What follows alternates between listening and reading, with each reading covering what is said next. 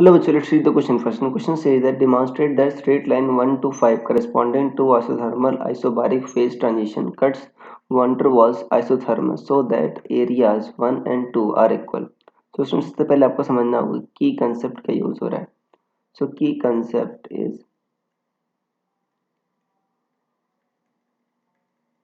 students van der Waal equation या van der Waal curve, van der Waal equation.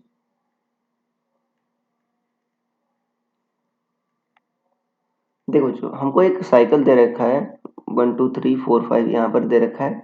अब कह रहा है कि इसमें आपको दिखाना है कि ये जो एरिया बच्चों ये शेडेड एरिया और ये शेडेड एरिया दोनों क्या है आपके बराबर है.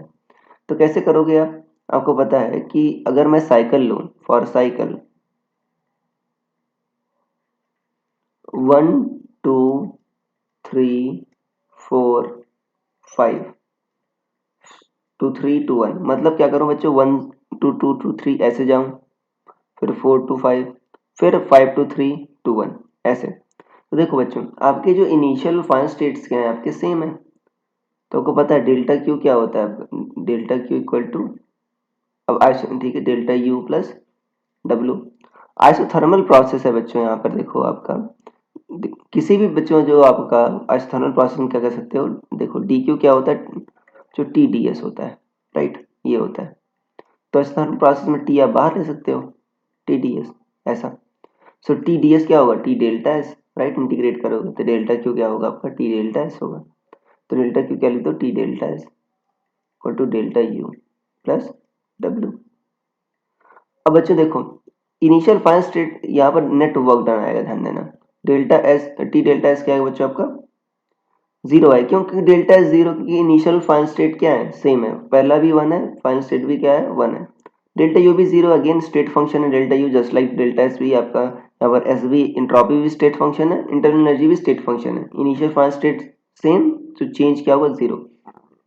सो नेट वर्क डन क्या आएगा बच्चों आपका जीरो आएगा.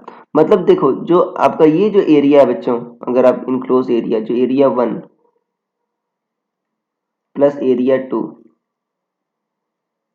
Will be equal to zero. देखो बच्चों पहले में क्या हो रहा है आपका प्रेशर घट रहा है बच्चों वॉल्यूम बढ़ रहा है तो ये आपका निगेटिव आएगा. दूसरा में क्या है बच्चों आपका प्रेशर और वॉल्यूम बढ़ रहा है right. Most of the part में आपका देखो यहाँ पर बढ़ रहा है आपका यहाँ पर राइट. तो यहाँ पर हम देखते हैं कि जो एक एरिया पॉजिटिव आएगा दूसरे एरिया में क्या आएगा बच्चों आपका निगेटिव आएगा. तो एरिया 1 का जो मैग्नीट्यूड होगा बच्चों अगर उधर जाएगा तो बच्चों area 1 equal to minus area 2 आ जाएगा राइट. एक एरिया पॉजिटिव दूसरा निगेटिव. या अगर हम मैग्नीट्यूड लें बच्चों तो क्या आ जाएगा आपका mod of area 1 will be equal to mod of area 2. मतलब दोनों का मैग्नीट्यूड क्या होगा आपका सेम होगा. तो ये बच्चों हमारा प्रूफ हो गया. So this will be our answer. So I hope you understood it well. Best of luck.